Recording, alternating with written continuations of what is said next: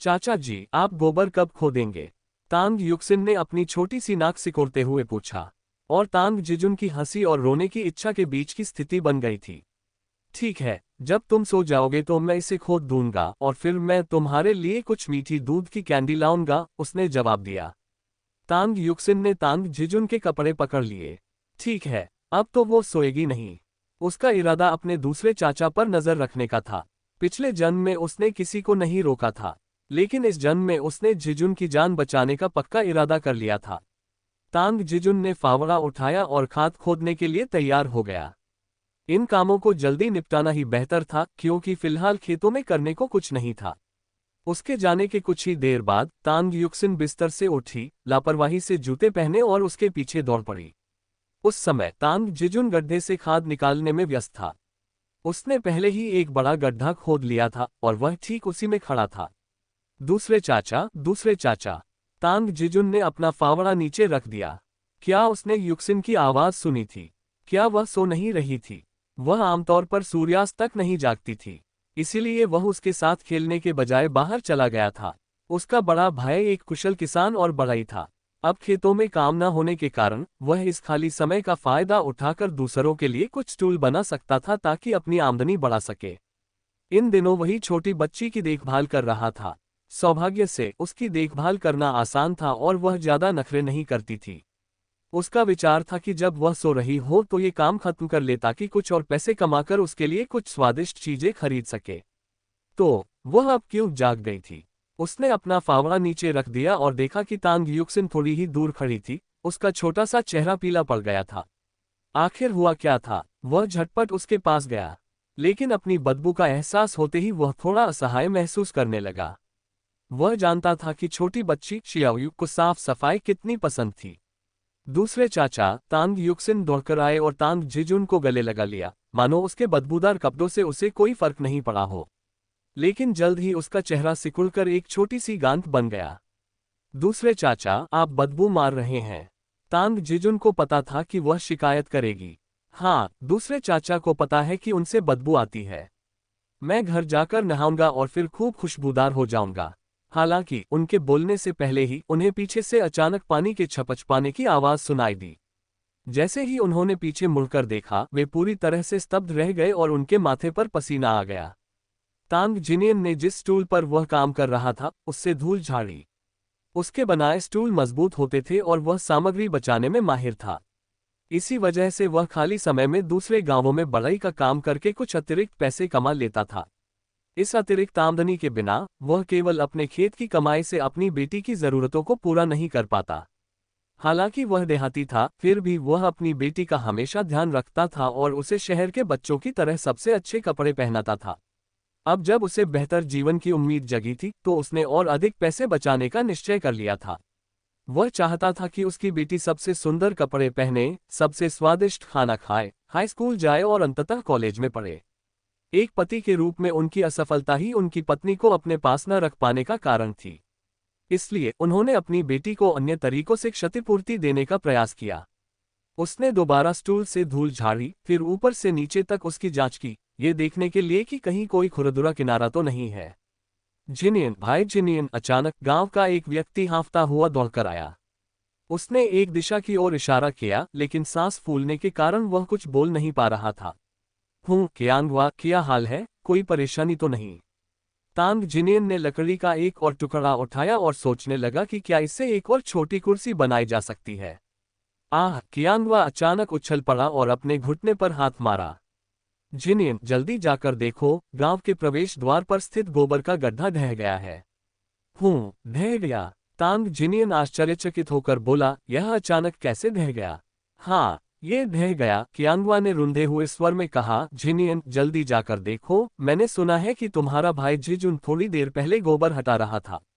धड़ाम! तांग जिनियन को लगा जैसे उसका सिर फट गया हो। उसने हाथ में पकड़ी लकड़ी नीचे फेंक दी और लगभग आगे की ओर गिरते हुए भाग गया। जिजुन, जिजुन! वह दौड़ते हुए चिल्ला रहा था, उसे खुद भी नहीं पता था कि उसके पैर उसे आगे कैसे ले जा रहे हैं। जब वह वहां पहुंचा तो चारों ओर दुर्गंध फैली हुई थी। हवा पूरी तरह से उस गंध से भरी हुई थी, मानो वह सड़ रही हो और हर कोने में समा गई हो। गोबर का ढेर सचमुच ढह गया था और इतना बड़ा था कि उसमें कई लोग दब सकते थे। जिजुन, वह अंदर दौड़ना चाहता था, उसकी आंखें बेचैनी से लाल हो रही थीं। लेकिन आसपास के लोगों ने उसे रोक दिया और अंदर जाने से मना कर दिया। लोग अभी भी खुदाई कर रहे थे, सबके चेहरे गंभीर थे।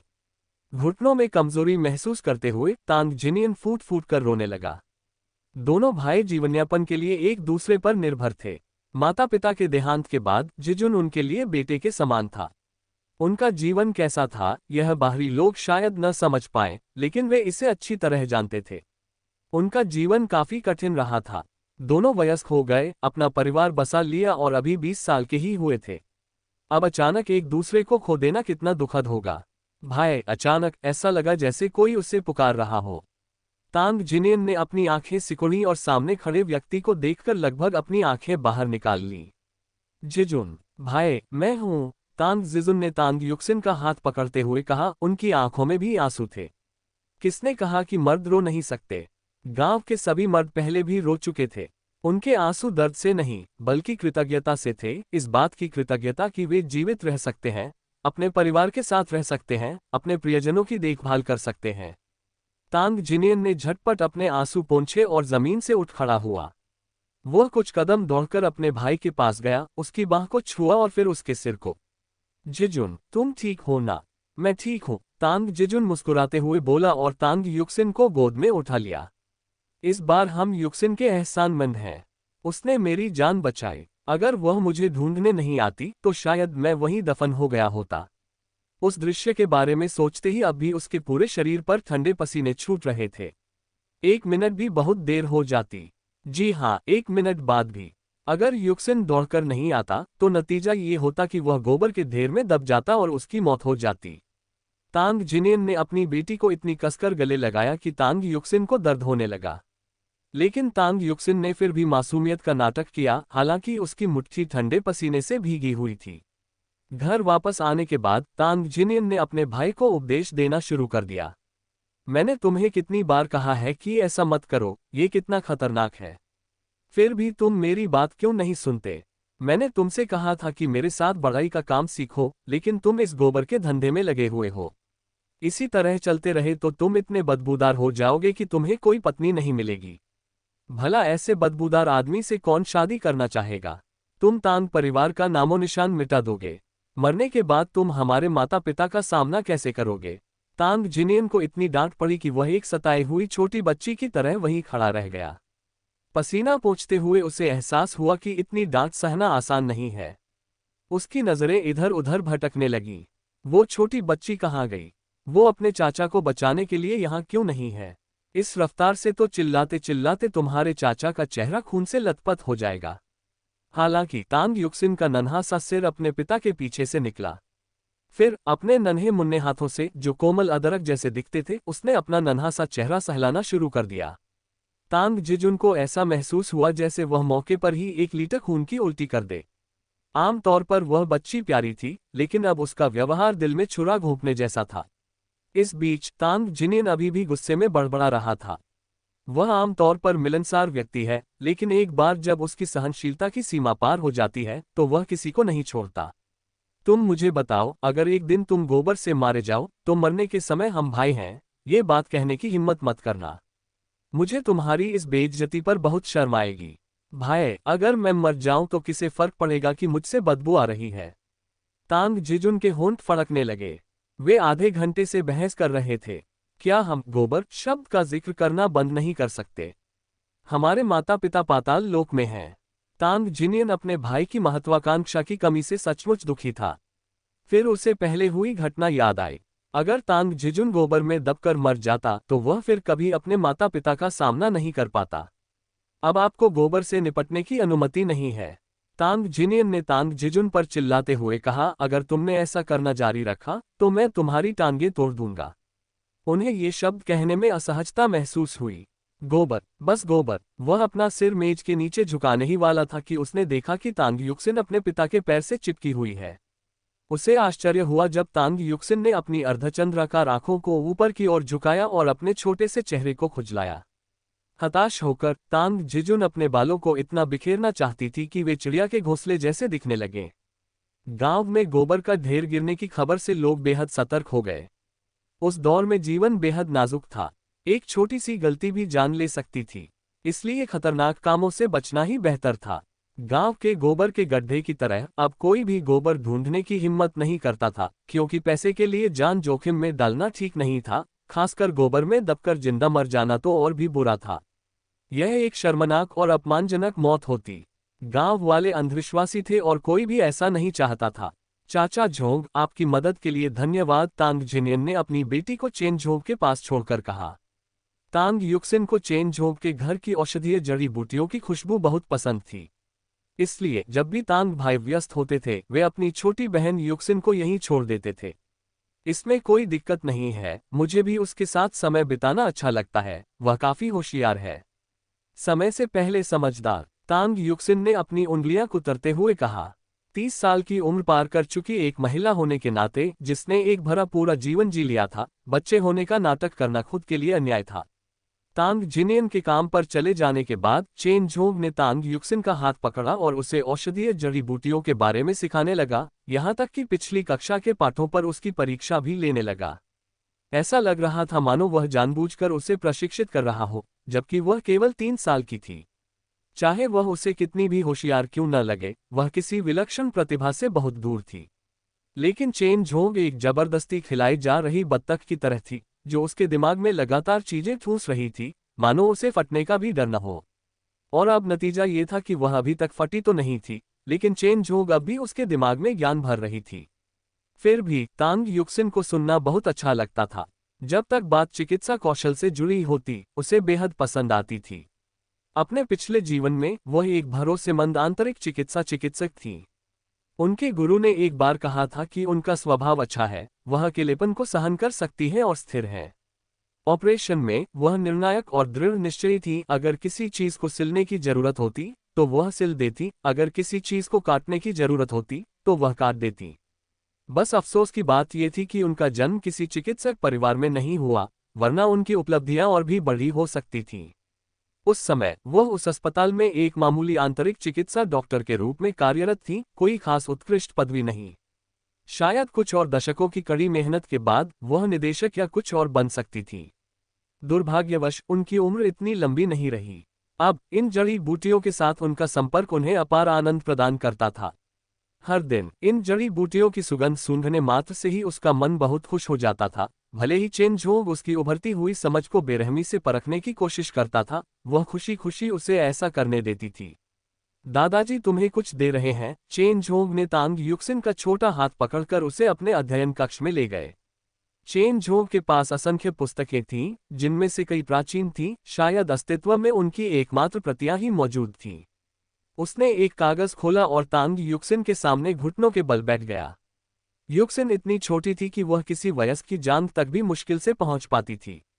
या तो उसे अपना सिर उठाना पड़ता या फिर वयस्क को घुटनों के बल बैठना पड़ता। युक्सिन, देखो, ये तुम्हारे लिए है। क्या तुम्हें इस पर लाल बिंदु दिख रहे हैं? इन्हें याद रखना, दादाजी बाद में तुमसे सवाल पूछेंगे। ठीक है। तांग युक्सिन ने मासूम बच्ची होने का नाटक करते हुए स्क्रॉल ले लिया, हालांकि उसके दिल में उत्साह की लहर दौड़ गई थी। पहले चिकित्सा, विशेष रूप से पश्चिमी चिकित्सा का अध्ययन कर चुकी होने के कारण उसे पारंपरिक चीनी चिकित्सा काफी रहस्यमयी लगी। पिछले जन्म में उसे कभी इसका अनुभव करने का अवसर नहीं मिला था, लेकिन अब उसे ऐसा शानदार मौका मिला था जिसे वह गंवा नहीं सकती थी। उस स्क्रॉल पर मानव शरीर का एक्यू पॉइंट मैप बना हुआ था। रेखाएं मेरिडियन को दर्शाती थीं और लाल बिंदु एक्यू पॉइंट्स को, सभी स्पष्ट रूप से चिन्हित थे। उसने सोचा, भले ही वह मूर्ख, नासमझ या अनाड़ी हो, उसने 3 साल की उम्र से ही पढ़ना और याद करना शुरू कर दिया था। समय के साथ ये चीजें सहज हो जाएंगी, जैसे बचपन से ही कुछ यादें उसके मन में गहराई से अंकित हो गई हों। दादाजी, क्या मैं आपकी किताबों में रखी उन गुड़ियों को देख सकती हूँ? उसने चेन झोंग के अध्ययन कक्ष में रखी प्राचीन पुस्तकों की ओर इशारा किया। आह, ये प्राचीन वस्तुएं भविष्य में राष्ट्रीय धरोहर बन सकती हैं। इन्हें देख पाना उसका सौभाग्य था। दुर्भाग्य तो अनिश्चित था, उन पुस्तकों में निश्चित रूप से बहुमूल्य जानकारी थी, जिसे पाने की उसकी बहुत इच्छा थी। अगर वह इतनी छोटी न होती, तो अब तक उन्हें चख चुकी होती। जैसे कोई स्पंज अपनी नमी खो देता है, वैसे ही ये किताबें अब उसके लिए जीवनदायी जल थीं। उसे पानी की जरूरत थी, वह पानी पीना चाहती थी। उसे किताबों की चाह थी, उसे किताबें पढ़ने की तीव्र इच्छा थी। फिर भी उसे ये सब सहना पड़ा, एक छोटे बच्चे होने का नाटक करना पड़ा। जाओ जाओ, चेन झोंग ने हाथ हिलाकर उसे अकेले खेलने का इशारा किया। वैसे भी तांग युक्सिन अच्छी बच्ची थी। वह दूसरे बच्चों की तरह शरारती या चंचल नहीं थी। सौभाग्य से उसे कुछ काम निपटाने थे, जैसे हाल ही में इकट्ठा की गई जड़ी बूटियों को संसाधित करना, जिसके कारण उसके पास उसके साथ समय बिताने का समय नहीं था। तांग युक्सिन उत्साह से दौड़कर अध्ययन कक्ष में गई और एक किताब उठा ली। किताब पर बच्चों की तस्वीरें तो थीं, लेकिन उन सब में जड़ी बूटियों के नाम और बीमारियों के इलाज व लोगों को बचाने के नुस्खे लिखे थे। वह किताब को हाथ में लेकर जमीन पर बैठ गई और उसे ध्यान से पढ़ने लगी। चेन झोंग ने अपना काम खत्म करने के बाद पाया कि तांग युक्सिन अभी भी अंदर ही थी। वह कई घंटों से वहीं थी। क्या सच में किसी बच्चे की एकाग्रता इतनी अच्छी हो सकती है? वैसे भी उसने उसके जैसी किसी को पहले कभी नहीं देखा था। वह पास गया और देखा कि अंदर बैठी तांग युयु मेज के कोने से टेक लगाकर सो रही थी। उसे पता ही नहीं चला कि वह सो गई है। दरअसल उसके छोटे हाथों में एक किताब थी। यह उसके परिवार की पीढ़ी दर पीढ़ी चली आ रही चिकित्सा की किताब थी। बेशक बच्ची को पढ़ना नहीं आता था, वह बस बच्चों की तस्वीरें देख रही थी।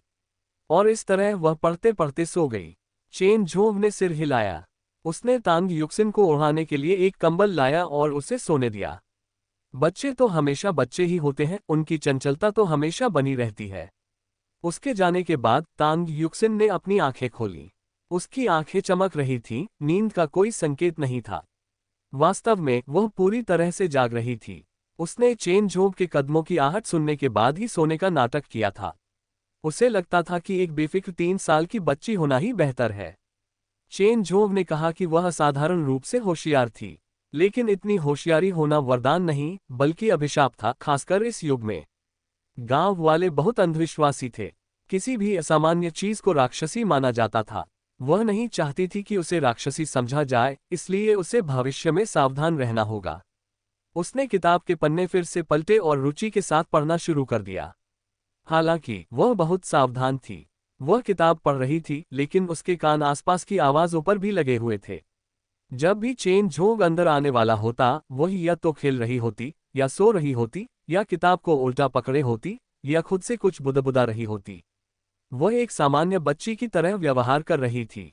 गांव में बुवाई का व्यस्त मौसम शुरू हो चुका है, इसलिए गांव के सभी लोग बहुत व्यस्त हैं। ली तांग गांव सब्जी उत्पादन का क्षेत्र है। सभी परिवारों के पास न केवल अपने अपने सब्जी के खेत हैं, बल्कि वे नदी के किनारे की कुछ जमीन भी साझा करते हैं, जहां वे शकरकंद, मूंगफली और आलू उगा सकते हैं। हालांकि लितांग गांव की जमीन सब्जी उगाने के लिए सबसे उपयुक्त है, जिससे यह एक बड़ा सब्जी उत्पादक क्षेत्र बन गया है।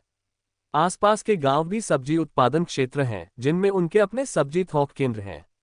खेती के मौसम में गांव के सभी लोग इतने व्यस्त हो जाते हैं कि बच्चे भी खेतों में मदद करते हैं, या तो बड़ों की मदद करते हैं या उन्हें परेशान नहीं करते। हाल ही में तांग युक्सिन चेन झोंग के साथ रह रही है, वरना तांग जिनियान को अपनी बेटी की देखभाल करना बिल्कुल नहीं आता। खेत बहुत गंदा और धूल भरा है। अगर वह काम में व्यस्त रहता तो उसकी देखभाल नहीं कर पाता। दूसरे परिवारों के बच्चों को देखकर, जो खेत जाते समय साफ सुथरे होते थे और घर लौटते समय कीचड़ में लोटपोट हो जाते थे, और कभी कभी दोपहर तक घर नहीं लौट पाते थे और घर से लाए हुए पैनकेक खाने पड़ते थे, उन्हें समझ नहीं आता था कि बड़े लोग तो गुजारा कर सकते हैं, लेकिन बच्चे नहीं। गरीब होने के बावजूद उसने कभी अपने बच्चों को तकलीफ नहीं होने दी। सौभाग्य से चेन झोंग तांग युक्सिन को बहुत पसंद करता था और उसकी देखभाल करने के लिए तैयार था। उसके खाने पीने, सोने और खेलने का समय सब संभालता था। ये देखकर अन्य लोगों ने सोचा कि इससे उन्हें कितनी बचत हो सकती है, और वे भी अपने बच्चों को चेन झोंग के पास भेजना चाहते थे। हालांकि चेन झोंग के कठोर चेहरे ने न केवल वयस्कों को हतोत्साहित किया, बल्कि बच्चों को भी इतना डरा दिया कि वे रोने लगे और उन्होंने चेन झोंग के पास जाने से इनकार कर दिया। उनके बगल में बैठी महिला तांग जिनियन की बाहों में बैठी तांग युक्सिन से ईर्ष्या कर रही थी। हालांकि वे सभी ग्रामीण इलाके से थे, फिर भी उसकी बच्ची इतनी गोरी, कोमल और साफ क्यों थी? उसका छोटा सा चेहरा सचमुच सुंदर था, बड़ी बड़ी आंखें और छोटा सा मुंह, सब कुछ इतना गोरा और मनमोहक था। मेरी बच्ची अब थोड़ी ज्यादा सलीके से रहती है और अपने कपड़े गंदे नहीं करती, इसलिए वह ज्यादा साफ सुथरी दिखती है, तांग जिनियन ने विनम्रता से कहा। लेकिन उनकी आवाज में गर्व साफ झलक रहा था। तांग युक्सिन ने अपने छोटे से चेहरे को छुआ। वह बचपन में तो प्यारी थी, लेकिन उसे डर था कि बड़ी होकर बदसूरत हो जाएगी। खैर, चाहे कुछ भी हो जाए, उसे पहले लंबा होना ही था। कम से कम वह 1 मीटर 60 सेंटीमीटर तक तो पहुंचना चाहती थी। अगर वह 1 मीटर 50 सेंटीमीटर तक पहुंच जाए तो उसे बहुत राहत मिलेगी। अब दूध बिक नहीं रहा था और मिल्क पाउडर काफी महंगा था। ऊपर से वह अब काफी बूढ़ी हो चुकी थी। अगर वह मिल्क पाउडर पीती रहती तो लोग उस पर हंसते। तो लंबाई बढ़ाने के लिए उसे क्या खाना चाहिए? अब से उसे अपने लिए एक अच्छी आहार योजना बनानी होगी। वह अपने पिता से महंगे भोजन की उम्मीद नहीं कर सकती थी, इसलिए उसने फैसला किया कि वह अपने आसपास जो कुछ भी उपलब्ध होगा उसी से यथासंभव भोजन करेगी। वह हमेशा गहरी सोच में डूबी रहती थी और ज्यादा बोलती नहीं थी। लोग उसे एक सलीकेदार और आसानी से पलने बढ़ने वाली बच्ची समझते थे। असल में आजकल के बच्चे आसानी से पल बढ़ जाते हैं। वे पूरा दिन मिट्टी के एक टुकड़े से खेलते हुए बिता सकते हैं। बड़े बच्चे छोटे बच्चों का ख्याल रखते हैं और छोटे बच्चे उनसे भी छोटे बच्चों का। अगर तांग युक्सिन आज शहर में रहती तो उसे इकलौती संतान की पहली पीढ़ी माना जाता। लेकिन ग्रामीण इलाकों में चाहे कितनी भी मेहनत करनी पड़े, माता पिता हमेशा बेटे को जन्म देने की कोशिश करते हैं। यदि किसी परिवार में कोई पुरुष उत्तराधिकारी नहीं होता था तो उनकी मृत्यु के बाद परिवार का नाम आगे बढ़ाने वाला कोई न होने के कारण उनका उपहास किया जाता था। हालांकि तांग जिनियन को इससे कोई आपत्ति नहीं थी। उनका पुनर्विवाह करने का कोई इरादा नहीं था। वो बस अपनी बेटी का अच्छे से पालन पोषण करना चाहते थे, उसे शिक्षा दिलाना चाहते थे, अच्छे विश्वविद्यालय में दाखिला दिलाना चाहते थे और अपने गरीब पहाड़ी क्षेत्र से बाहर निकलना चाहते थे। शहर पहुंचते ही तांग जिनियन ने अपनी बेटी का छोटा हाथ पकड़ा और उसे कपड़े खरीदने के लिए ले गया। उस समय बड़े शॉपिंग मॉल नहीं थे। आपूर्ति और विपणन सहकारी समितियां धीरे धीरे विकसित होकर जनस्वर्गीय दुकानों में तब्दील हो रही थीं, जहां लोग अपनी वस्तुएं बेच सकते थे। तांग जिनियन ने अपनी बेटी के लिए फूलों वाली सूती जैकेट खरीदी। अगर उसके गाल थोड़े और लाल होते तो वह बिल्कुल देहाती लगती। उन्हें आधुनिक सौंदर्यबोध की वह बात समझ नहीं आती थी जो इसे भद्दा मानती थी। बहरहाल तांग जिनियन को ये पसंद आया और तांग युक्सिन को भी कोई आपत्ति नहीं थी। हालांकि इसके भड़कीले रंग भद्दे माने जाते थे, लेकिन गांव में कौन सा बच्चा ऐसे कपड़े नहीं पहनता था। नया कपड़ा मिलना ही अपने आप में एक बड़ी बात थी। कुछ गरीब परिवारों के पास तो नए कपड़े भी नहीं थे, इसलिए वह बहुत संतुष्ट और प्रसन्न थी। तांग जिनियन ने चंद्र नव वर्ष के लिए कुछ सामान भी खरीदा। उन्हें दोहे और मूंगफली खरीदने की जरूरत थी ताकि वे अपने घर आने वाले बच्चों को भेंट कर सकें। भले ही वयस्क भोजन न करें, बच्चों को निश्चित रूप से कुछ न कुछ खाने की जरूरत होगी। परिवार की परिस्थितियां कैसी भी हों, उन्होंने अपनी बेटी के लिए कभी भी किसी चीज में कंजूसी नहीं की थी। तांग युक्सिन अपने पिता के कपड़ों का कोना हर समय पकड़े रहती थी ताकि खरीदारी के लिए उनके हाथ ज्यादा से ज्यादा खाली रहें। हल्के बैग वह खुद उठा लेती थी। तांग जिनियन के कंधों पर सांप की खाल से बना भारी थैला था और उनकी गोद में बेटी थी। खरीदारी के बाकी थैले भी साथ लिए वे घर की ओर चल पड़े। वापसी का सफर निस्संदेह कठिन था। उसने चारों ओर देखा। कई सुपरमार्केट वाले बड़े मॉल में घूमने की आदत पड़ने के बाद ऐसे पुराने बाजार में आना उसके लिए पहली बार था। 70 के दशक के उत्तरार्ध और 80 के दशक के आरंभिक वर्षों में देश अभी भी बहुत पिछड़ा हुआ था। मॉल में मिलने वाली वस्तुएं भी अनोखी थीं और चुनने के लिए ज्यादा विकल्प नहीं थे। लेकिन आजकल के लोगों के लिए यही फैशन माना जाता है। लेकिन यहाँ जीवित रहने के लिए नियमों का पालन करना आवश्यक था। अत्यधिक कट्टरपंथी होना सुंदरता की बात नहीं थी, बल्कि यह मृत्यु को दावत देने के समान था। उसने अपना चेहरा दूसरी ओर मोड़ लिया, लेकिन उसके छोटे होंठ अनायास ही सिकुड़ गए। उसकी गहरी काली आंखें ठंडी हो गईं, जैसे मार्च में बहने वाली हल्की हवा जिसमें गर्माहट नहीं, केवल ठंडक होती है। थोड़ी ही दूर पर एक आदमी 2-3 साल की बच्ची को गोद में लिए कपड़े चुन रहा था। बच्ची बार बार उसकी पसंद के कपड़े नकार रही थी, फिर भी वह आदमी उसे मनाने की कोशिश करता रहा। लगता है उस औरत ने बच्ची से कुछ ऐसा कहा जिससे वह शांत हो गई। फिर उस आदमी ने बच्ची को काउंटर पर बिठा दिया और औरत ने एक जोड़ी जूते उठाकर बच्ची को पहना दिए। वे सचमुच एक प्यारा 3 सदस्यीय परिवार थे। हालांकि उस महिला का चेहरा बहुत जाना पहचाना था, जो उससे आश्चर्यजनक रूप से मिलता जुलता था। तुम क्या देख रही हो? तांग जिनियन ने अपना बड़ा हाथ अपनी बेटी के छोटे से चेहरे पर रखा। अपनी बेटी की नज़र का पीछा करते हुए उनका भाव भी जल्द ही तांग युक्सिन के भावों से मेल खाने लगा। उसने अपने हाथ से अपनी बेटी की आंखों को ढक लिया और दूसरे हाथ से उसे अपनी बाहों में उठा लिया। उसकी हथेली गर्म थी लेकिन बेहद खुरदरी थी, जिससे तांग युक्सिन की त्वचा थोड़ी छिल गई थी। उसी क्षण संग जिलान को दो शत्रुतापूर्ण निगाहें लगातार उसकी ओर महसूस हुई। उसने अनजाने में अपना सिर घुमाया और तांग जिनियन और उसकी बेटी को देखकर उसका चेहरा तुरंत बदल गया, जिसमें परेशानी और असहजता के भाव स्पष्ट रूप से दिखाई दे रहे थे। मम्मी, क्या आप मुझे गोद में ले सकती हैं? वे जियानी ने अपनी मां से हाथ मिलाने के लिए अपना छोटा सा हाथ बढ़ाया। अगर सांग जिलान उसे गोद में नहीं उठाती तो वह रोने लगती। दोनों बेटियां थीं, लेकिन तांग युक्सिन की उम्र अभी 1 वर्ष भी नहीं हुई थी, इसलिए उसका पालन पोषण वही करता था। दोनों बेटियों की तुलना करने पर छोटे छोटे विवरणों में भी अंतर स्पष्ट था।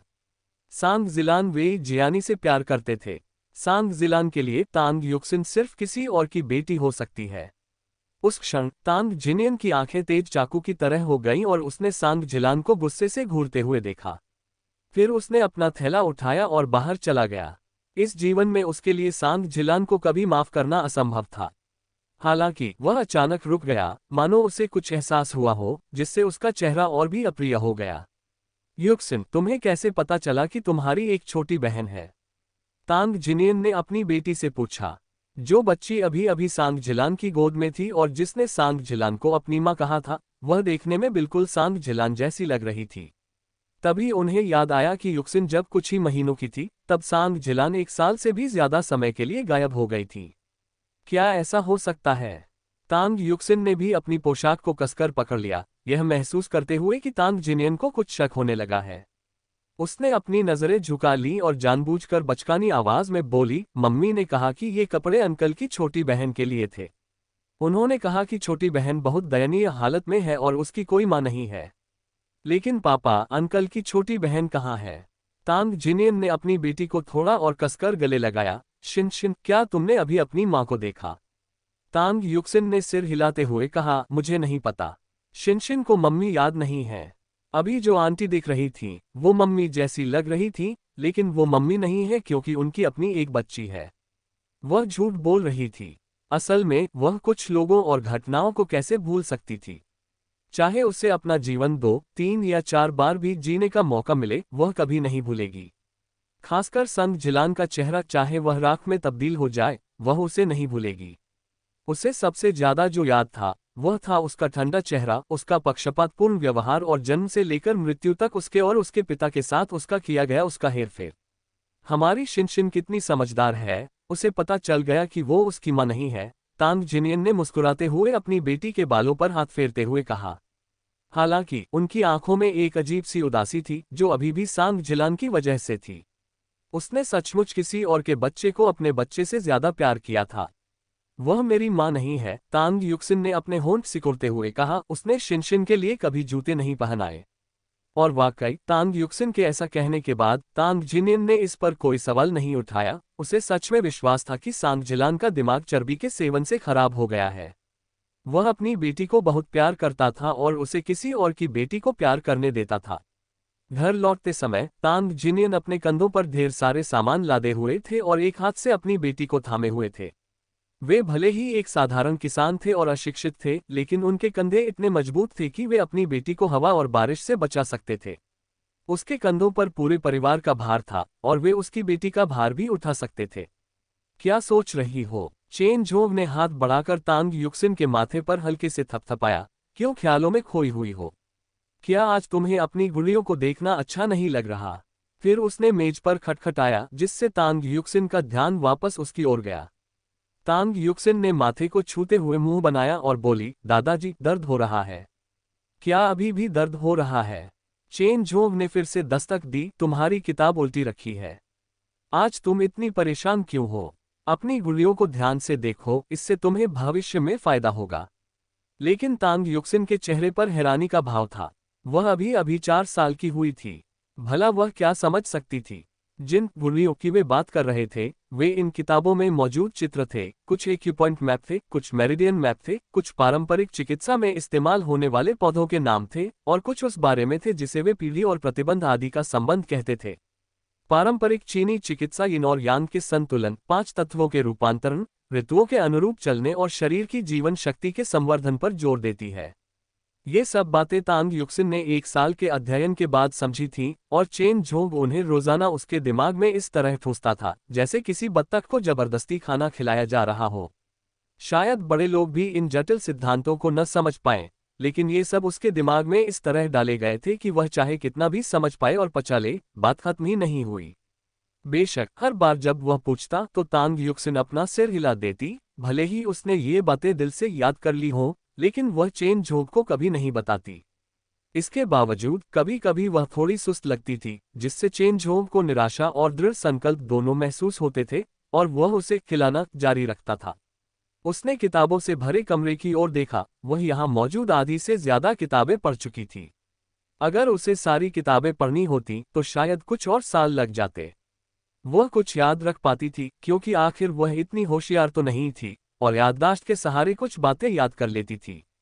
वह बस मेहनत कर रही थी, जितना हो सके उतना याद करने की कोशिश कर रही थी।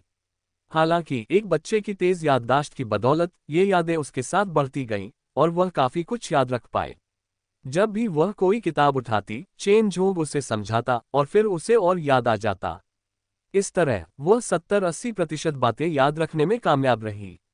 अब उसे इस बात पर संदेह करने की कोई आवश्यकता नहीं थी कि चेन झोंग उसे सिखाएगा या नहीं। ये निश्चित हो चुका था, वह उसे एक शिष्य की तरह मान रहा था और उसे निर्देश दे रहा था। भले ही उसने स्पष्ट रूप से ऐसा नहीं कहा था, लेकिन उसके कार्यों से यह स्पष्ट हो गया था। दादाजी, तांग युक्सिन ने हाथ में पकड़ी किताब नीचे रखी और दौड़कर चेन झोंग के कपड़े का किनारा पकड़ लिया। उसने अपना छोटा सा चेहरा ऊपर उठाया, पलकें झपकाईं और मासूमियत का एक प्यारा सा नजारा पेश किया। उसे दोबारा जवानी का अनुभव हो चुका था, नए सिरे से शुरुआत करने की आदत पड़ चुकी थी और वह मासूमियत से आज्ञाकारी बनना भी सीख चुकी थी। दादाजी, क्या कोई ऐसी दवा है जिससे मेरी लंबाई बढ़ जाए, ताकि शिनशिन पापा जितनी लंबी हो जाए? उसने अपनी मधुर आवाज में पूछा। चेन झोंग ने अपना सिर सहलाया। नासमझ लड़की, अगर तुम अपने पापा जितनी लंबी हो गई तो तुम्हें कोई नहीं चाहेगा। तांग युक्सिन ने सोचा, बिल्कुल नहीं। भविष्य की लंबी मॉडल आमतौर पर 170 सेंटीमीटर के आसपास होती हैं। अगर वह सचमुच इतनी लंबी हो भी जाती है तो भी वह बास्केटबॉल खेल सकती है या मॉडल बन सकती है। बेशक वह शादी के लायक नहीं होगी। कई दशकों बाद पुरुषों की संख्या महिलाओं से अधिक हो जाएगी। ऐसे बूढ़े कुंवारे पुरुष हो सकते हैं जिन्हें पत्नियां न मिलें, लेकिन ऐसी कोई बदसूरत महिला कभी नहीं होगी जिसे शादी के लिए बेचा न जा सके। दादाजी, क्या आप यहाँ हैं?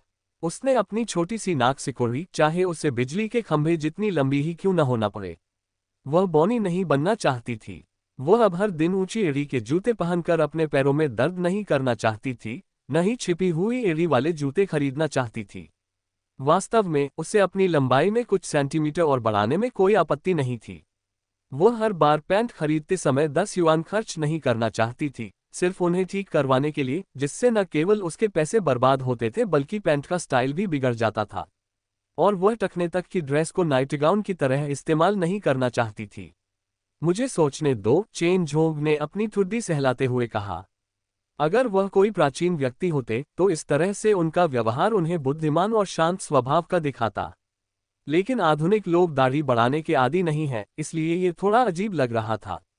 हाँ, चेन झोंग ने तांग युक्सिन के माथे पर थपथपाते हुए कहा, मैं तुम्हें नुस्खा दे सकता हूँ जिसमें कुछ जड़ी बूटियां मिली हुई हैं, और मैं इसे उबालने में भी तुम्हारी मदद कर सकता हूँ। जब तक तुम इसे लोगी तुम्हारी लंबाई जरूर बढ़ेगी, लेकिन इसके लिए तुम्हें आगे से हर दिन मेरे साथ पढ़ना सीखना होगा। मैं स्कूल नहीं जाना चाहती। तांग युक्सिन मन ही मन बहुत खुश थी, लेकिन वह बूढ़े आदमी को अपनी जीत का जश्न मनाने नहीं दे सकती थी।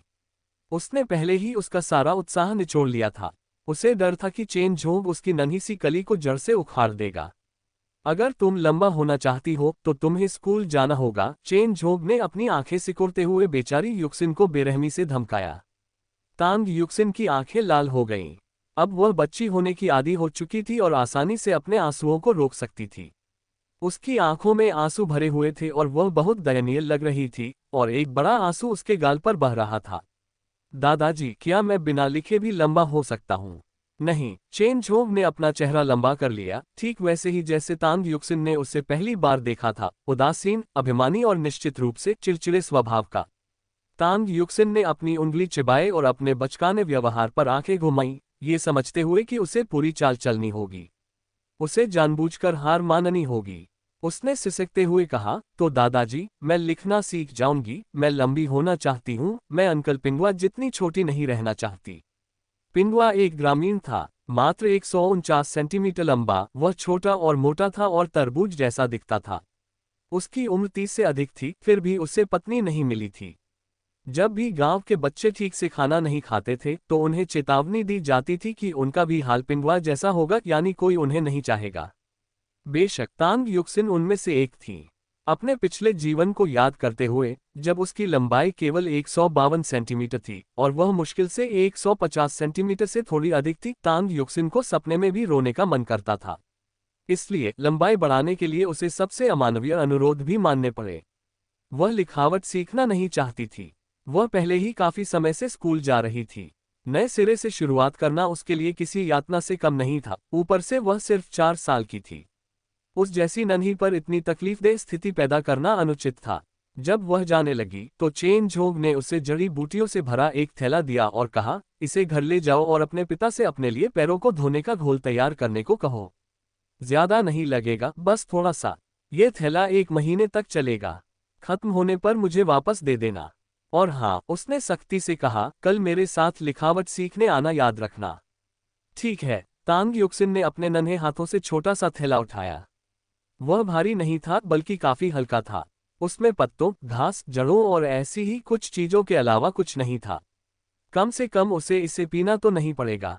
जड़ी बूटियां चाहे कितनी भी फायदेमंद क्यों न हो, अधिक मात्रा में लेने पर हानिकारक हो सकती हैं। सामान्य ज्ञान कहता है कि सभी दवाइयां अधिक मात्रा में लेने पर विषैली हो सकती हैं। ये बिल्कुल सच है। वैसे भी उसे प्रतिदिन पैरों को पानी में डुबोकर रखना था। यह उसकी पिछली जिंदगी से चली आ रही एक आदत थी। वह इसके बिना सो नहीं सकती थी। उसके पिता चेन जिनियन ने उसमें यह अच्छी आदत डाली थी। चाहे वह कितना भी व्यस्त या थका हुआ क्यों न हो, वह उसके लिए पैरों को पानी में भिगोने का समय निकाल लेता था। तांग युक्सिन को बचपन में सर्दियों में अक्सर हाथ पैर ठंडे हो जाते थे। चेन झोंग ने ही उन्हें उसके पैरों को पानी में भिगोने की सलाह दी थी। समय के साथ उसकी हालत में सुधार हुआ। शुरू में चेन जिनियन को संदेह था। हालांकि 1 साल तक लगातार प्रयास करने के बाद तांग युक्सिन में सुधार दिखने लगा। कम से कम उसके चेहरे की रौनक तो लौट आए। इसलिए चेन जिनियन ने बिना किसी रुकावट के पैरों को स्नान कराना जारी रखा। अब जब तांग युक्सिन औषधीय जड़ी बूटियों से भरा एक थैला घर लेकर आए और कहा कि यह उसके पैरों को धोने के लिए है, तो उसे इस पर जरा भी संदेह नहीं हुआ। जब जड़ी बूटियों को एक बर्तन में भिगोया गया तो एक हल्की सी सुगंध निकली। ये ताजी हरी घास जैसी महक थी, बस थोड़ी और सूक्ष्म। तांग युक्सिन ने अपने नन्हे पैर कुंड में डुबो दिए। उसकी छोटी छोटी उंगलियां गोल और कोमल थीं, बेहद प्यारी। उसने कभी सपने में भी नहीं सोचा था कि वह अपने बचपन में वापस जाकर यह सब फिर से अनुभव कर पाएगी। बस इस बार सब कुछ अलग था। भविष्य की योजनाओं के बारे में उसे अभी तक कोई स्पष्ट जानकारी नहीं थी। वह केवल 4 साल की थी और इस उम्र में बच्चों को खेलने का आनंद लेना चाहिए। वे ज्यादा कुछ नहीं समझते और आमतौर पर बड़ों के पीछे पीछे चलते हैं या अपने बड़े भाई बहनों के पीछे पीछे चलते हैं, मिट्टी से खेलते हैं और जहां भी जाते हैं शरारत करते हैं। तांग युक्सिन अपने छोटे से पलंग पर लेटी थी।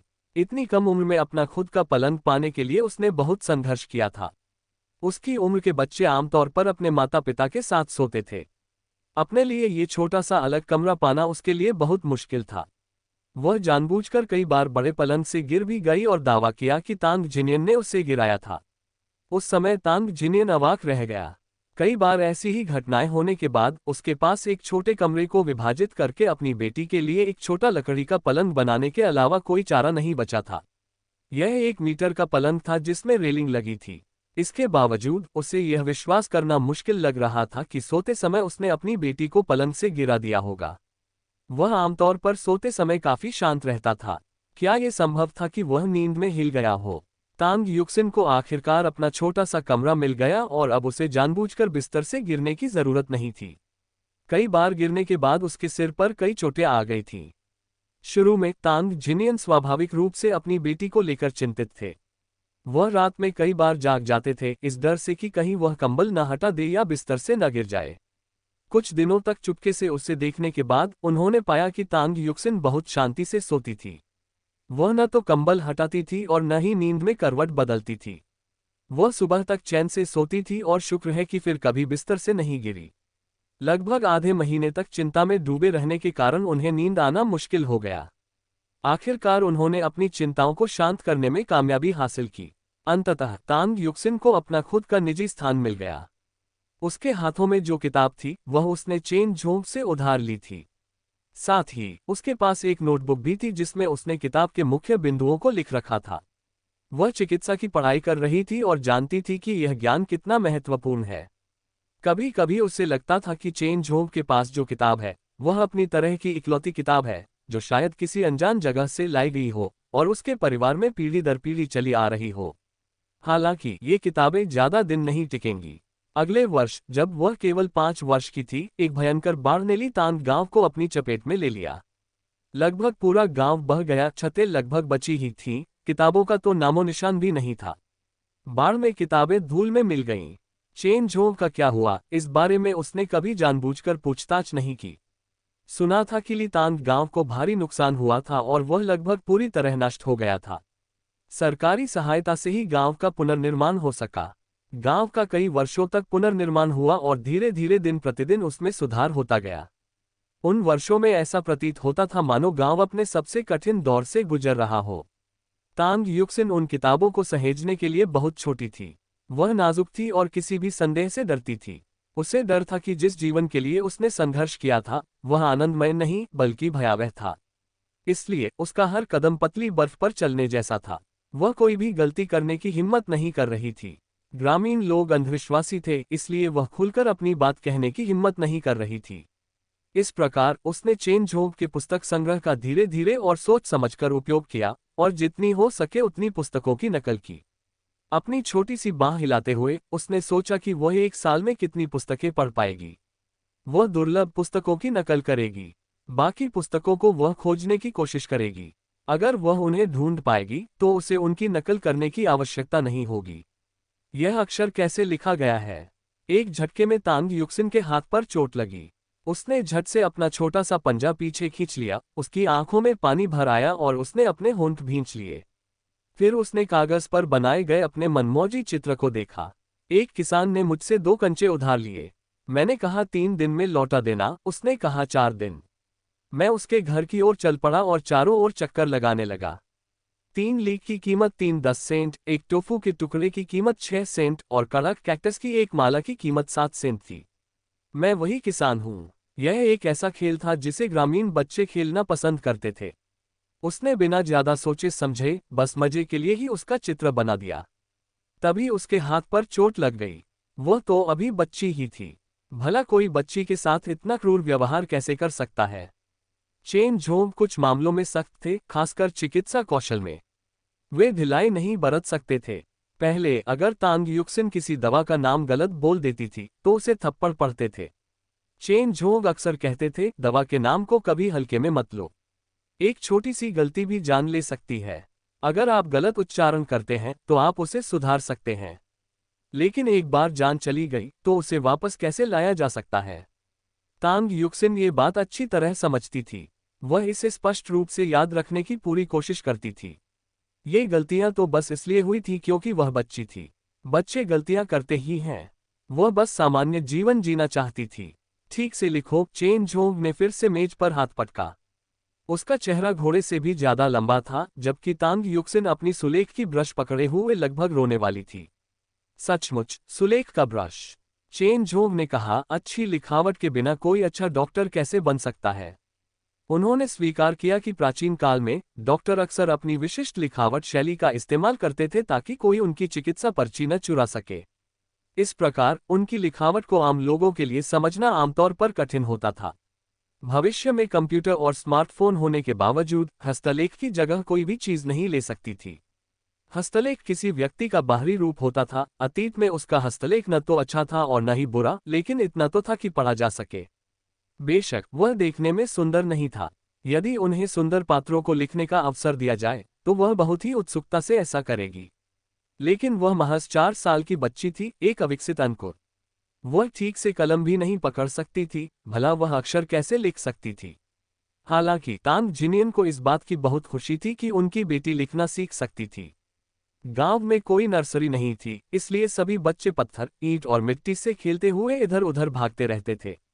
उनके लिए सबसे अच्छी उम्मीद यही थी कि शिनशिन इतनी छोटी उम्र में भी एक साक्षर व्यक्ति की तरह व्यवहार कर सके और लिखना सीख सके। चेन जोंग ने बहुत समय पहले कहा था कि उन्हें विश्वास है कि तांग युक्सिन में एक महान चिकित्सक बनने की अपार क्षमता है।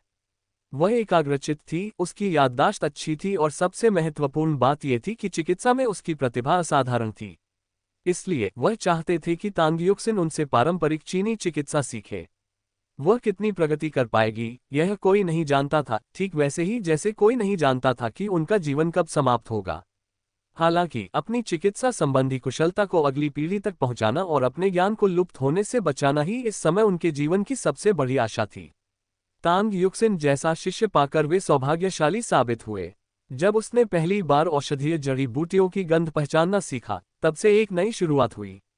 तब से 1 साल बीत चुका है और भले ही वह कभी कभी उसे जबरदस्ती ज्ञान देता था, जैसे किसी बत्तख को खिला रहा हो, उसके पास कोई विकल्प नहीं था। उसे इस बात की चिंता थी कि जब तांग युक्सिन बड़ी होगी तो वह उसके साथ नहीं होगा। जीवन में सबसे दुखद बात क्या थी? जब गुरु की मृत्यु होने वाली थी तब शिष्य बहुत छोटा था। हालांकि हाल ही में बच्ची कुछ हद तक अनुशासनहीन लग रही थी। उसे अच्छे अनुशासन की जरूरत थी। दादाजी, मुझे वो किताब चाहिए, तांग युक्सिन ने अंदर रखी कुछ सबसे पुरानी किताबों की ओर इशारा करते हुए कहा। उसने वहां रखी लगभग सभी पुरानी किताबें पढ़ ली थीं और उसे बस यही किताब चाहिए थी। चेन झोंक चलकर पास गया और उस छोटी बच्ची के लिए किताबें नीचे उतारीं, एक नहीं बल्कि 4 किताबें। फिर उसने उन्हें तांग युक्सिन के सामने रख दिया। चित्रों को और ध्यान से देखो, चेन झोंक ने तांग युक्सिन के छोटे से सिर को सहलाया। ये बच्ची इतनी धीरे धीरे क्यों बढ़ रही थी? वह अभी भी इतनी छोटी थी कि कुछ किताबें भी नहीं पकड़ सकती थी। तांग युक्सिन ने एक पन्ना पलटा और पाया कि वह हस्तलिखित पाठ से भरा हुआ था। हालांकि अक्षर पहचानना मुश्किल था। भले ही वह अपने पिछले जीवन में विश्वविद्यालय से स्नातक थी, फिर भी वह इनमें से एक भी अक्षर को नहीं पहचान पाए। सचमुच वह उनमें से किसी को भी पहचान नहीं पाए। फॉन्ट कुछ खास लग रहा था। उसने किताब को आगे की ओर धकेल दिया। दादाजी, ये देखने में अच्छा नहीं है, ये पूरी तरह से विकृत है। उसने यथासंभव सरल शब्दों में अपनी बात व्यक्त करने का प्रयास किया। हाँ, ये टेढ़ी मेढ़ी है। चेन झोंग ने तांग युक्सिन के बालों की एक छोटी सी चोटी पकड़ी। ये तुम्हारे परदादा ने अपने हाथों से लिखी है और ये लिखावट हमारे चेन परिवार की खासियत है। अगर तुम हमारी लिखावट नहीं सीखोगी तो तुम्हें हमारे नुस्खे समझ नहीं आएंगे। इसलिए ये टेढ़ी मेढ़ी किताबें तुम्हारे लिए हैं। बड़े होकर तुम इन्हें पढ़ लेना। तांग युक्सिन ने पलकें झपकाईं, लेकिन वह मन ही मन आश्चर्यचकित थी। उसे इतनी अनमोल चीज देना, लेकिन यही तो वो चाहती थी। वो सोच रही थी कि इन किताबों को कैसे सहेज कर रखे और जितना ज्यादा बचा सके उतना अच्छा। आखिरकार ये किताबें अनमोल थीं और अगर ये खो गईं तो बहुत बड़ा नुकसान होगा। चेन झोंक की इन किताबों पर नजर बाकी किताबों से बिल्कुल अलग थी और यहाँ तक कि उसकी हरकतें भी बेहद सजग थीं। तो क्या वह यह मान सकती थी कि ये किताबें वाकई चेन झोंक के लिए सबसे महत्वपूर्ण थीं? अंकल झोंक, ये तो हद ही हो गई, तांग जिनियन अपनी बेटी को लेने आते हुए बोला। वो न सिर्फ अपनी बेटी को गोद में लिए हुए था, बल्कि चेन झोंक की कई किताबें भी ले जा रहा था। भला किसी और की चीज कैसे ले सकते हैं? चेन झोंक तो रोजाना उनकी बच्ची की देखभाल में मदद करता था और उसे इस बात पर बहुत शर्माती थी। खाना और दूसरी चीजें लेना तो बिल्कुल बेशर्मी होगी। यह मेरे शिष्य के लिए है, इससे तुम्हें क्या लेना देना? चेन झोंक के इस जवाब पर तांग जिनियन अवाक रह गया।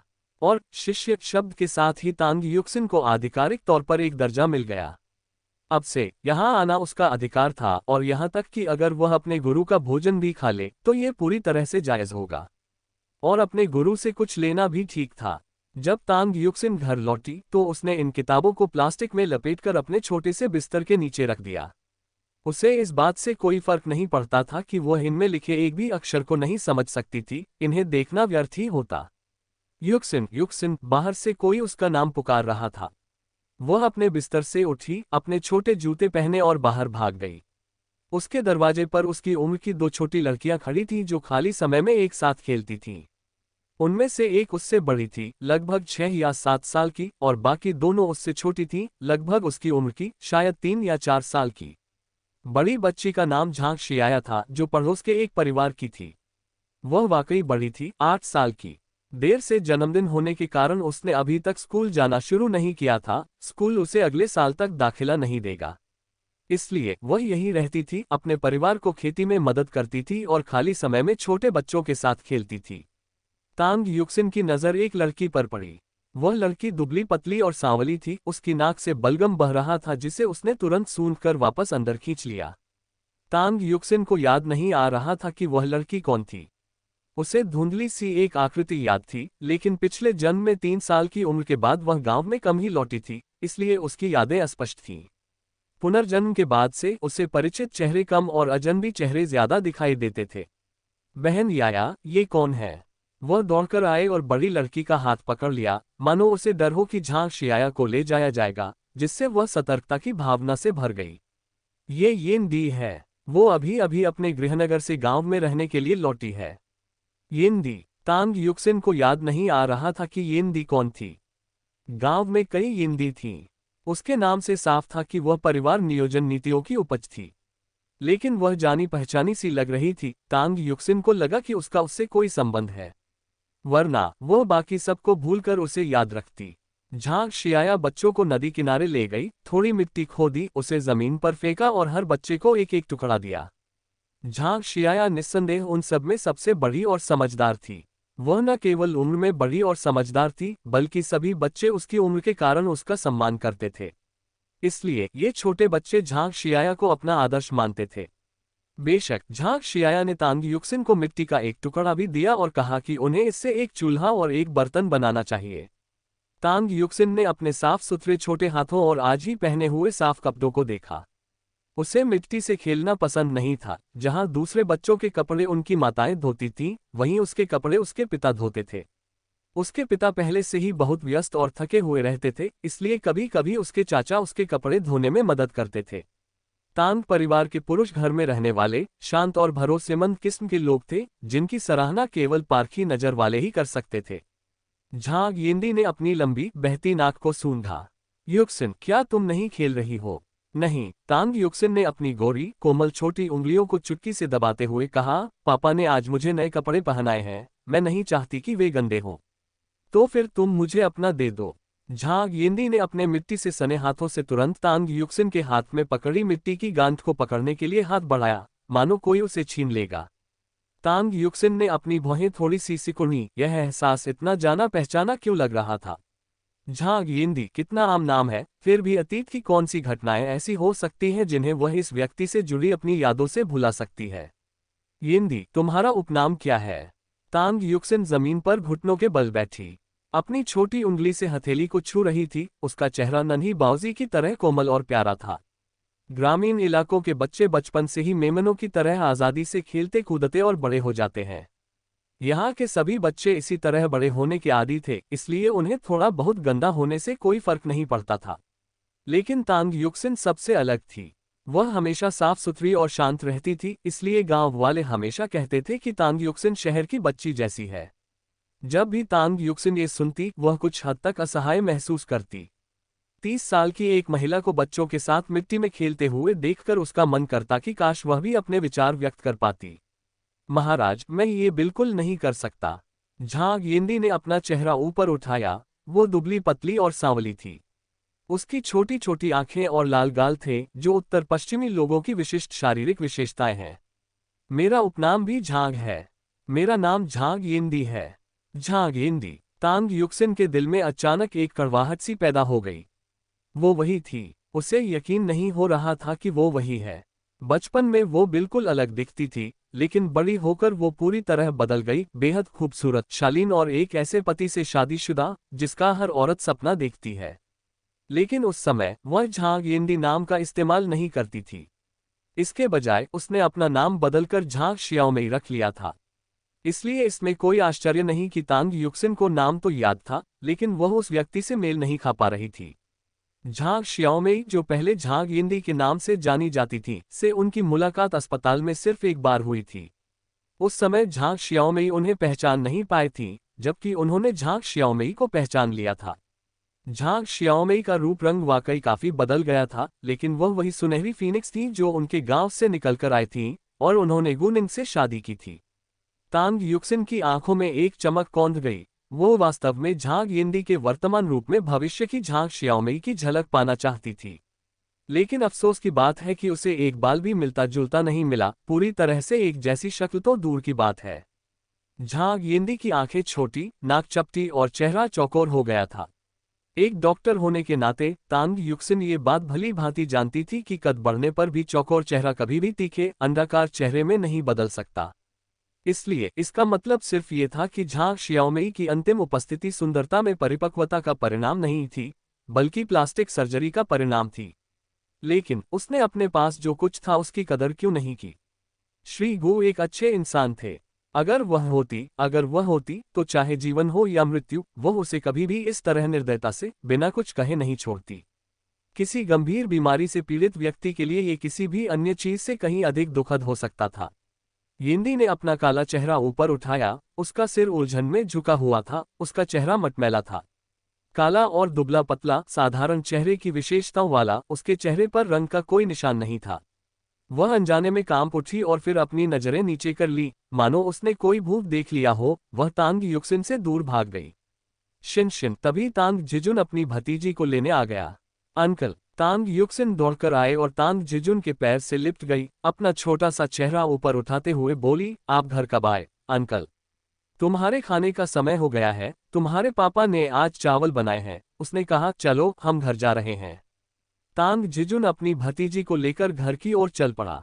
मिट्टी में खेल रहे अन्य बच्चे धीरे धीरे बड़ों के पीछे पीछे चले गए, लेकिन यिंदी अपनी मिट्टी के खिलौनों से तब तक खेलती रही जब तक उसकी मां नहीं आ गई। यिंदी को मिट्टी की बंदरिया में बदलते देख उसकी मां ने तुरंत उसका कान खींचा।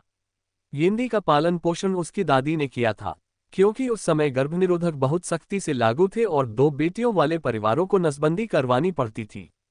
इसके बावजूद उनके परिवार में 2 गरीब बेटियां थीं और वे एक बेटे की बहुत चाहत रखते थे, इसलिए उन्होंने चुपके से यिंदी को कहीं दूर भेज दिया और उसे तब तक छिपाए रखा जब तक यिंदी के छोटे भाई का जन्म नहीं हुआ और वे गांव वापस नहीं आ गए। गांव लौटने पर भी उन्हें 500 युआन का जुर्माना भरना पड़ा। भविष्य में इस राशि का कोई महत्व नहीं था, क्योंकि इसे सुपरमार्केट में एक ही बार में खरीदारी करने में खर्च किया जा सकता था। लेकिन अब ये 500 युआन कई वर्षों तक एक पूरे परिवार की आजीविका का साधन थे। यिंदी की मां उसे बिल्कुल पसंद नहीं करती थी। मन ही मन वह हमेशा यही मानती थी कि 500 युआन उसके छोटे बेटे पर नहीं, बल्कि यिंदी पर खर्च हुए थे। अगर यिंदी की वजह से उन्हें नुकसान न हुआ होता तो उन्हें 500 युआन खर्च करने की जरूरत ही नहीं पड़ती। ग्रामीण क्षेत्रों में ऐसा ही होता था। बड़ों ने अपना बोझ छोटों पर डाल दिया और एक बेचारा बीच में फंसा रह गया।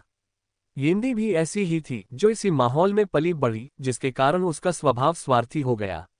वह दूसरों से सिर्फ ले सकती थी, लेकिन कोई भी उसका एहसानमंद नहीं हो सकता था। जब वे घर पहुंचे तो तांग युक्सिन तांग जिजुन की बाहों से निकलकर बाहर बने शौचालय की ओर भागी। शिन शिन, धीरे चलो। तांग जिजुन ने हाथ बढ़ाकर अपनी भतीजी के सिर पर बनी छोटी छोटी चोटियों को पकड़ लिया। चाचा जी, मुझे पेशाब करना है। तांग युक्सिन का चेहरा शर्म से लाल हो गया था, एक तो इसलिए कि वह जल्दी में थी और दूसरा इसलिए कि 30 साल की महिला होने के नाते उसे अपनी शौचालय संबंधी जरूरतों के बारे में 20 साल के एक युवक से बात करनी पड़ रही थी, खासकर तब जब वह युवक उसका चाचा था। चाचा तुम्हें वहां ले जाएंगे, तांग जिनियन ने अपनी छोटी युक्सिन को प्यार से कहा। फिर भी इससे उन्हें काफी असुविधा हुई। छोटी शिन शिन, चाचा जी तुम्हें शौचालय ले जाते थे और तुम्हारा पिछवाड़ा पोंछने में मदद करते थे। अब क्यों न तुम चाचा जी से मदद करवा लो। बोलते समय उनके लहजे में थोड़ी सी नाराजगी झलक रही थी। अरे, बच्चे बड़े हो जाते हैं, वे अब अपने चाचाओं पर निर्भर नहीं रहते। लेकिन वो तो सिर्फ 4 साल की है। दूसरे परिवारों में तो 5-6 साल के बच्चे भी अपने परिवार के सदस्यों से शौच करवाते हैं। कुछ तो 8-9 साल की उम्र में ही पैंट गीली कर देते हैं। कोई उससे बता सकता है कि उसकी छोटी भतीजी इतनी समझदार क्यों है कि उसे खुद बेकार महसूस होता है।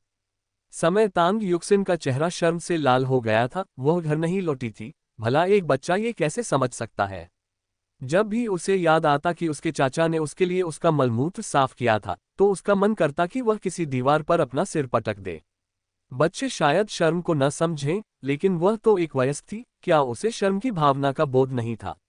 अंकल, मुझे पेशाब करना है। तांग युक्सिन ने अपने बाल खींचे और फिर शौचालय की ओर दौड़ पड़ी। वह लगभग भाग ही रही थी और तांग युक्सिन को अभी भी अपने निर्लज्ज चाचा के दिल खोलकर हंसने की आवाज सुनाई दे रही थी। उसे सचमुच समझ नहीं आ रहा था कि इसमें मजेदार क्या था। आखिर इस स्थिति में ऐसा क्या था जो इतना मनोरंजक था? हाँ, बिल्कुल सही, आप ही बताएं, आखिर इसमें इतनी हंसी वाली बात क्या है? इसमें मजाक क्या है? उसे सचमुच ये बात समझ नहीं आई। आजकल गांवों में शौचालय खुले में ही होते हैं, वयस्क और बच्चे एक ही शौचालय का उपयोग करते हैं, फ्लश करने की भी आवश्यकता नहीं होती, सब कुछ जैसा है वैसा ही रहता है। सेप्टिक टैंक भर जाने पर इसे भूमि के लिए खाद के रूप में उपयोग किया जा सकता है। शुरू में तांग युक्सिन को घर के शौचालय की आदत नहीं पड़ी। आखिर वह इतने सालों से फ्लश टॉयलेट का इस्तेमाल कर रही थी। अचानक बदलाव आने पर वह सचमुच किसी पेड़ के नीचे छिपकर इस समस्या का समाधान ढूंढना चाहती थी। दरअसल एक बार वह चुपके से एक पेड़ के नीचे छिप भी गई थी, लेकिन किसी को पता नहीं चला। घर का शौचालय बदबूदार तो है, लेकिन जैसे जैसे वह उसका इस्तेमाल करती रही, उसे धीरे धीरे उसकी आदत हो गई। वह अब 1 साल से ज्यादा समय से घर पर है। जिस चीज की आदत नहीं पड़ सकती, उसकी उसे आदत पड़ गई है। जैसे शौचालय जाना होता है, अब बिल्कुल वैसा ही है।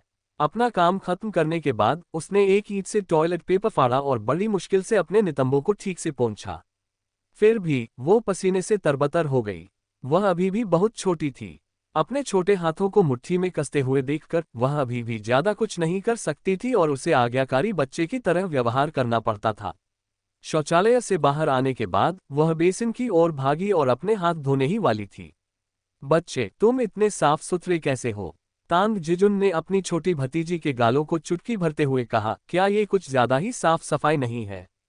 छोटी शिनशिन, तुम दिन में दर्जनों बार हाथ धोती हो, क्या तुम्हें डर नहीं लगता कि कहीं तुम अपनी ही त्वचा न छील दोगी? तांग युक्सिन ने अपना चेहरा दूसरी तरफ मोड़ लिया और उसे नजरअंदाज कर दिया।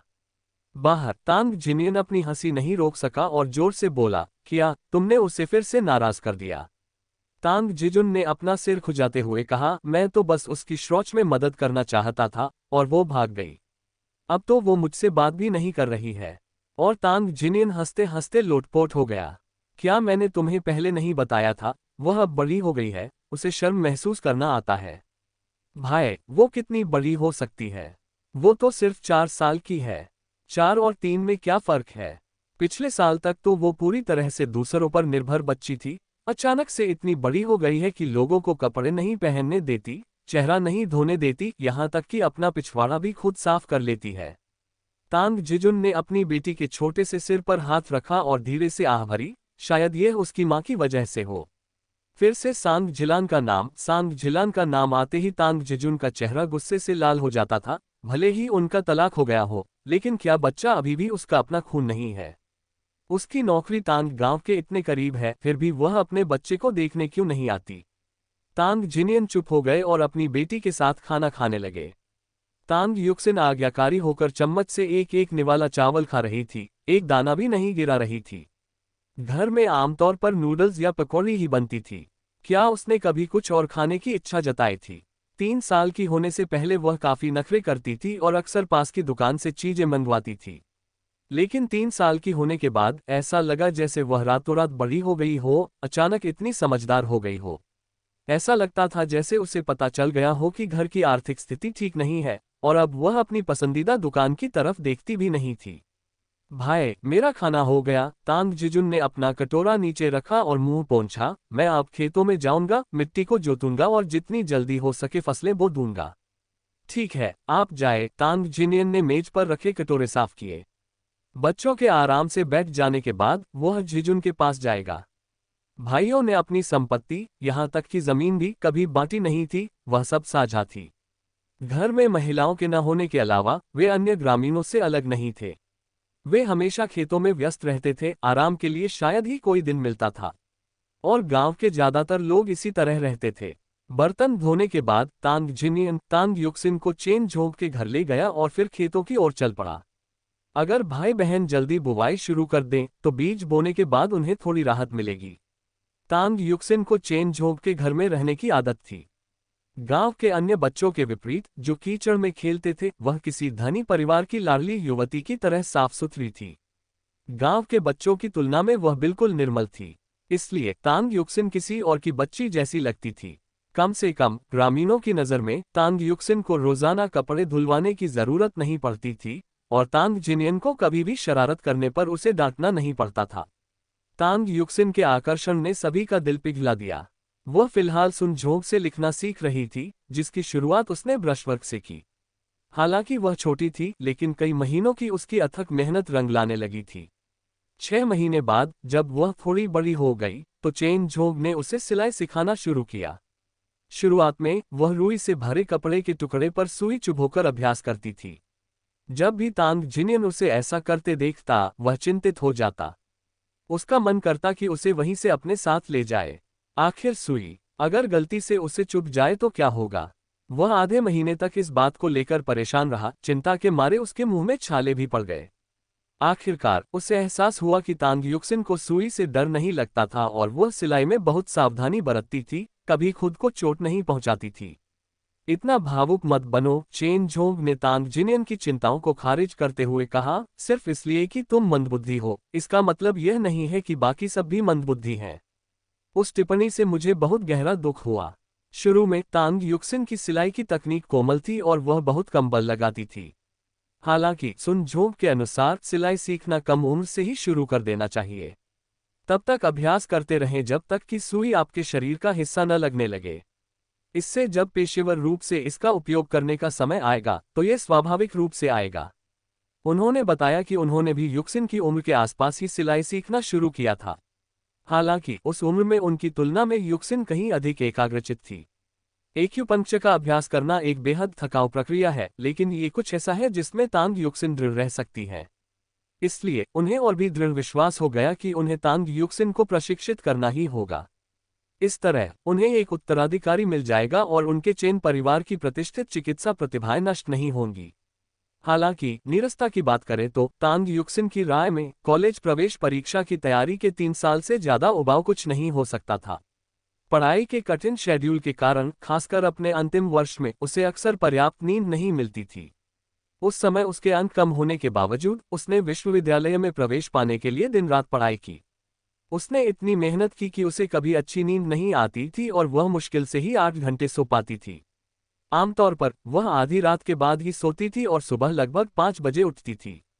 फिर भी उसकी मेहनत बेकार नहीं गई, क्योंकि उसी साल उसे वेई जियानी से बेहतर अंकों के साथ विश्वविद्यालय में दाखिला मिल गया। ये बात संग जिलान और वेई जियानी के लिए एक करारा झटका थी। वेई परिवार में रहने के बाद ये पहली बार था जब उसने कुछ हद तक अपनी गरिमा वापस पाई, खासकर इसलिए क्योंकि अब वह वहां से जा सकती थी और उसे वेई जियानी की पृष्ठभूमि या वेई परिवार की नौकरानी बनकर नहीं रहना पड़ता था। हाई स्कूल के उन 3 वर्षों की तुलना में अब उसे क्या उबाऊ लगता था। जीवन सीमित है, बीता हुआ हर पल हमेशा के लिए चला जाता है और अगला पल कभी नहीं आएगा। बीते हुए पलों की कमी हमेशा खलेगी। उसे यह विश्वास नहीं था कि पुनर्जन्म होने मात्र से उसे इतना अनमोल जीवन व्यर्थ करने का अधिकार मिल जाता है। चाहे उसकी उम्र 4 साल हो या 2 साल, वह हर पल का सदुपयोग करेगी। वह हर दिन यहाँ लिखना सीखने आती और फिर जमीन पर बैठकर रुई के गोले से कढ़ाई का अभ्यास करती। 6 महीने बाद उसकी कढ़ाई की सामग्री रुई के गोले से बदलकर सख्त कागज की रुई की तख्ती हो गई। इसकी कठोरता काफी बढ़ गई, जिससे कढ़ाई करना बहुत मुश्किल हो गया। सामान्य 5 वर्षीय बच्चों के लिए कठोर बोर्ड को भेदना लगभग असंभव होता, लेकिन अपनी क्रमिक प्रगति के बदौलत तांग युक्सिन ने आश्चर्यजनक रूप से काफी मजबूत पकड़ बना ली थी। महज आधे महीने बाद वह दोबारा सुई डालने में सक्षम हो गई। वह सचमुच प्रतिभाशाली है। चेन झोंग तांग युक्सिन की प्रगति से बेहद संतुष्ट थे, जिन्होंने अपना लगभग सारा समय अपनी युवा शिष्या के पालन पोषण में लगा दिया था। यदि चेन परिवार के पूर्वजों को पता चलता कि उन्हें इतनी अच्छी शिष्या मिली है तो वे अत्यंत प्रसन्न होते। अब एक उत्तराधिकारी है, हाँ अब एक उत्तराधिकारी है, उन्होंने सोचा। लेकिन तांग युक्सिन ने मुंह फुला लिया। क्या वह सचमुच प्रतिभाशाली थी या उसे इसके लिए मजबूर किया जा रहा था? कुछ समय बाद कठोर सूती कागज के बोर्ड में कुछ चुभोने से तांग युक्सिन को कोई फर्क नहीं पड़ा और चेन झोंग ने उसके लिए एक और बना दिया। उसने एक छोटे जार में भुनी हुई चावल की भूसी भर दी और उसे लाल रेशमी कपड़े से लपेट दिया। चावल की भूसी से बना ये जार शुरुआती लोगों के लिए विभिन्न एक्यूपंक्चर तकनीकों का अभ्यास करने के लिए बहुत उपयुक्त था, क्योंकि इसके अंदर चावल की भूसी की कठोरता अलग अलग थी। सुई लगाने में कठिनाई होने पर सुई को दोबारा डालने का अभ्यास किया जा सकता था, जिससे यह एक्यूपंक्चर सीखने वालों के लिए एकदम सही था। इसलिए उसके बाद के समय में तांग युक्सिन को अक्सर उस छोटे से जार को पकड़े हुए और लगातार उसमें सुई चुभोते हुए देखा जाता था। युक्सिन, चलो बाहर जाकर रस्सी कूदते हैं। झांग यिंदी, जिसके बाल बेतरतीब ढंग से कंघी किए हुए थे, दौड़कर अंदर आए। गांव में 1 साल से ज्यादा रहने के बाद जब तक उसे खाने पीने की पर्याप्त चीजें मिलती थीं, वह बेफिक्र रहती थी। गांव के बच्चों से उसकी अच्छी जान पहचान हो गई थी। वे रोज इधर उधर खेलते थे, उनके कपड़ों पर कीचड़ लग जाता था। अपने 3 साल के भाई को घसीटते हुए उन दोनों को डांट पड़ती और फिर दिन खत्म हो जाता। नहीं जा रही, तांग युक्सिन ने चावल के चोकर से भरे जार को कसकर पकड़ते हुए कहा। लगातार हिलाने से उसकी कलाइयां दुख रही थीं, लेकिन वह रुक नहीं सकती थी। उसे रस्सी कूदने की कोई जरूरत महसूस नहीं हो रही थी, क्योंकि वह पहले से ही चेन झोंक के साथ 5 जानवरों की क्रीड़ा सीख रही थी, जो उसके लिए पर्याप्त व्यायाम था।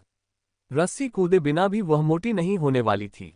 चलो चलो, झांग यिंदी दौड़ती हुई आए और तांग युक्सिन की आस्तीन पकड़ ली, जिससे उस पर चिकने हाथों के निशान पड़ गए। तांग युक्सिन ने अपने कपड़ों पर तेल के निशान देखे और उसे झांग यिंदी को जमीन पर गिराकर पीटने की तीव्र इच्छा हुई। झांग यिंदी ने जल्दी से अपने पंजे अंदर कर लिए और अपनी नाक पोंछ ली। इसके जवाब में तांग युक्सिन और क्या कह सकती थी। अपनी गलती का एहसास होते ही झांग यिंदी तेजी से भाग गई। अपनी गलतियों को भूलकर वह खेलने के लिए दूसरे बच्चों की तलाश में निकल पड़ी। तांग युक्सिन ने चावल की भूसी का जार नीचे रखा और पानी का टब ले आए। उसने अपने गंदे कपड़े धोने के लिए उतार दिए। शुक्र है कि गर्मी का मौसम था और उसके कपड़े हल्के कपड़े के बने थे। जब तांग जिनियन घर लौटे तो उन्होंने अपनी बेटी को लगन से कपड़े धोते हुए पाया। उसके नन्हे चेहरे पर गंभीरता का भाव था।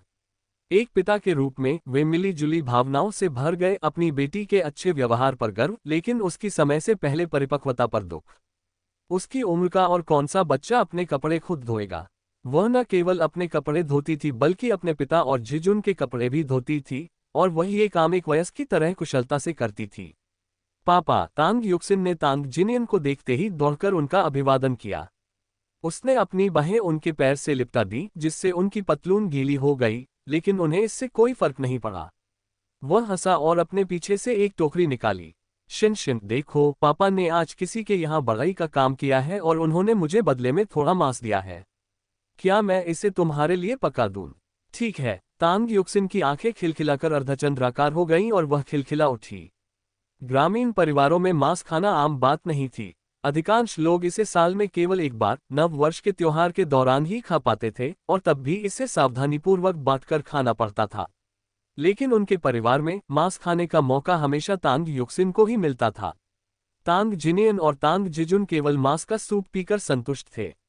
मांस का वह छोटा सा टुकड़ा न के बराबर था, पकने के बाद भी वह एक छोटी सी थाली में ही समा पाया। दिखने में साधारण होने के बावजूद उसकी महज गंध ही किसी को भी अनजाने में निगलने पर मजबूर कर सकती थी, खासकर उन्हें जिन्होंने महीनों से मांस की गंध तक नहीं सूंघी थी। ऐसे हालात में सबसे साधारण व्यंजन भी किसी दावत से कम नहीं होता था। शिन शिन, आओ मांस खाओ। तांग जिनियन ने खुशी खुशी सारा मांस तांग युशिन के कटोरे में डाल दिया और उसे लंबा होने के लिए प्रोत्साहित किया। बिना किसी झिझक के तांग युक्सिन ने मांस उठाया और उत्सुकता से उसे अपने मुंह में डाल लिया। इस समय उसका केवल एक ही लक्ष्य था, जितनी जल्दी हो सके बड़ी होना। 5 साल के बच्चे को 5 साल के बच्चे की तरह ही व्यवहार करना चाहिए, न कि मूर्खतापूर्ण हरकतें करनी चाहिए। वैसे, जिजुन ने मुंह में चावल भरते हुए कहा। स्वाद चाहे जैसा भी हो, उसने बड़े चाव से चावल निगल लिए, जिससे उसे देखने वाले हर किसी को भूख लगने लगी। तांग जिनियन कभी कभार अपनी बेटी को खाना खाने में मदद करता था, लेकिन वह बहुत धीरे धीरे खाता था। उसके सारे विचार उसकी बेटी पर ही केंद्रित थे। उसे इस बात का कोई अंदाजा नहीं था कि अगर वह न होती तो वह क्या बन जाता। भाई, हमें क्या बोना चाहिए? खेत तो तैयार है, लेकिन बाहर ठंड बढ़ती जा रही है।